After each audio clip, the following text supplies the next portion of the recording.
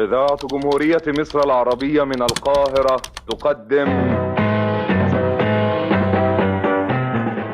ويا صباح الفل من يوم جديد في حياتنا منومة، وده فلوج يوم 25/4. فيلا بينا بقى نبدأ يومنا. كمان النهاردة بقى هقول لكم على روتين شعري اللي بعمله قبل وبعد الشاور كده وبيخليه مترطب. بس اول حاجة يلا بينا نبدأ اليوم كده. ابتديت بقى ان انا احضر الفطار، بس الاول شغلت كده غسيل في الغسالة وعملت الفطار بقى زي فطار امبارح كده. حطيت بيض وحطيت عليه زيتون وفلفل وكل الكلام ده، وعملته كده بسندوتش، وحسيت بقى ان هو لايق جنبه قوي ان انا اشرب شاي بالنعناع. فحضرت الفطار بتاعي بقى وقعدت افطر كده بروقان، لان النهارده يوم الدلع بتاعي كده. بعتبره اليوم اللي انا اقعد فيه كده افصل واعمل بقى حاجات بحبها لشعري لبشرتي كل الكلام ده. حطيت بقى شويه من بذر الكتان كده علشان اعملهم لشعري وسبتهم يغلوا. بعد كده بسيبهم بقى على جنب لحد لما يبردوا خالص، ولحد لما يبردوا كده عملت القهوه بقى لزوجي العزيز. وبعد كده ابتديت بقى ان انا اعمل الماسك الاول لشعري. بعد ما صفيت بقى بذر الكتان بحط عليه بقى اي هير ماسك انتوا بتستخدموه. انا بستخدم ده كده بالافوكادو، بجد بحبه قوي.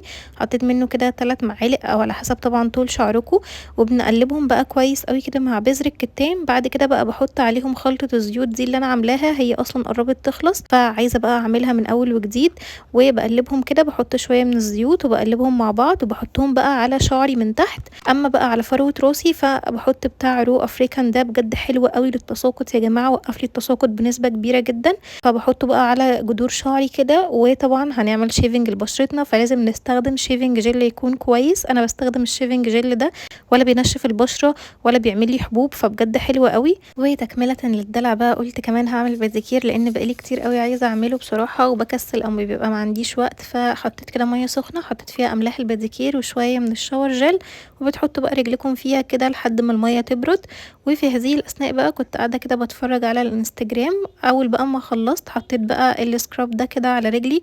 بجد السكراب ده انا بحبه جدا جدا جدا، لانه من انواع السكرابات كده اللي انا بحبها، اللي هي اول ما بتحطوها على بشرتكم تبدا تفور كده وتهيج زي ما انتم شايفين على البشره. انا بستخدمه كمان على بقى ايدي، وده حلو قوي. والميزه فيه بقى ان هو مش بيخلي كمان الجسم ينشف او البشره تنشف كده، وبيسيب بقى الجسم مترطب وناعم كده، فبجد حلو قوي. طلعت كمان بقى بيجامه جديده والبرفيوم اللي بحبه.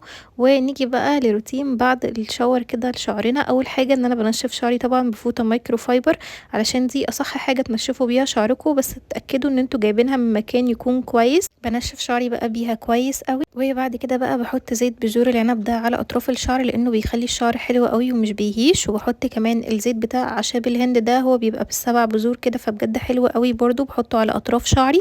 واخر حاجه بقى وقت التسريح بحط من سوبر كيدز، ده هو المفروض للاطفال بس انا بسرح بيه وبجد بيبقى حلو قوي على الشعر. خلصنا فقره الشعر